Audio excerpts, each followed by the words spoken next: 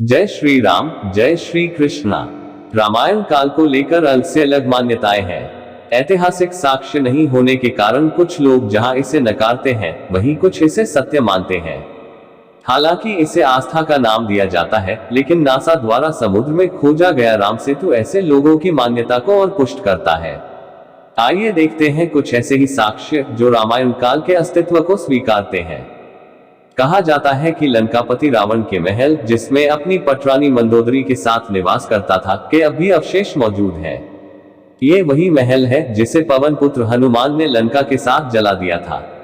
लंका दहन को रावण के विरुद्ध राम की पहली बड़ी रणनीतिक जीत माना जा सकता है, क्योंकि महाबली हनुमान के इस कौशल से वहां के सभी निवासी भयभीत होकर कहने लगे कि जब सेवक इतना शक्तिशाली है तो स्वामी कितना ताकतवर होगा, और जिस राजा की प्रजा भयभीत हो जाए तो वह आधी लड़ाई तो यूं ही हार जाता है। गुसाई जी पंक्तियां देखिए से चलत महाधुनी गर्जैसी भारी, गर्भ स्रवही सुनी निसिच नारी।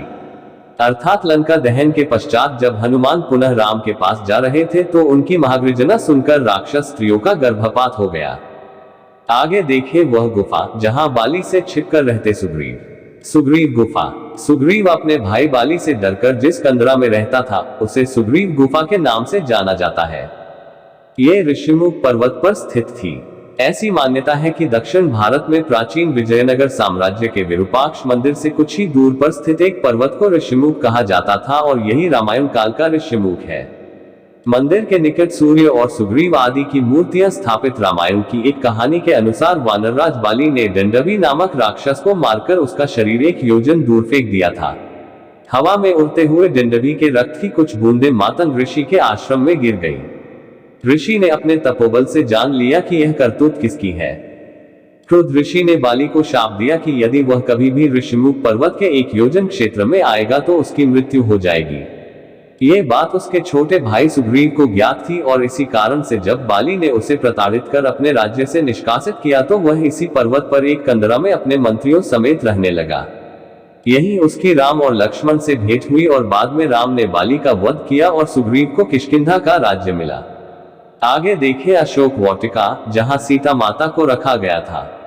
अशोक वाटिका। अशोक वाटिका लंका में स्थित है, जहां रावण ने सीता को हरण करने के पश्चात बंधक बनाकर रखा था। ऐसा माना जाता है कि एलिया पर्वतीय क्षेत्र की एक गुफा में सीता माता को रखा गया था, जिसे सीता एलिया नाम से जाना जाता है।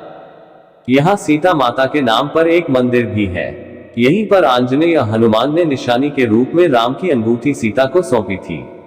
ऐसा माना जाता है कि अशोक वाटिका में नाम अनुरूप अशोक के वृक्ष काफी मात्रा में थे। राम की विरह वेदना से दग्ध सीता अपनी इहलीला समाप्त कर लेना चाहती थी। वे चाहती थी कि अग्नि मिल जाए तो वे खुद को अग्नि को समर्पित कर दे। इतना ही नहीं, उन्होंने नूतन कोम्पलों से युक्त अशोक के वृक्षों से भी अग्नि की मांग की थी। तुलसीदास जी ने लिखा भी है से नूतन किसलय आनल समाना, देही अग्नि जन कर ही निदाना। अर्थात तेरे नए पत्ते अग्नि के समान हैं, अतः मुझे अग्नि प्रदान कर और मेरे दुख का शमन कर।